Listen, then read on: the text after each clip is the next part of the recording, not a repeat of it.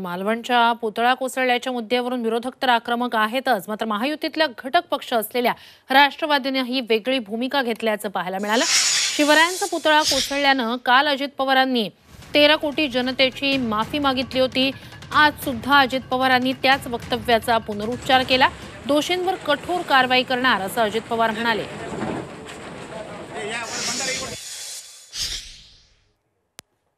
त्याच्या संदर्भामध्ये मी राज्याचा उपमुख्यमंत्री म्हणून सांगतोय, मी याबद्दल महाराष्ट्रातल्या 13 कोटी जनतेची माफी मागतो की युगपुरुष छत्रपती शिवाजी महाराज हे आपल्या सगळ्यांचं दैवत आहे आणि त्या दैवताचा पुतळा त्या पद्धतीने असा वर्षाच्या आत ह्या पद्धतीने ते नादुरुस्त होणं किंवा पडणं हे सगळ्यांना धक्का देणारी बाब आहे।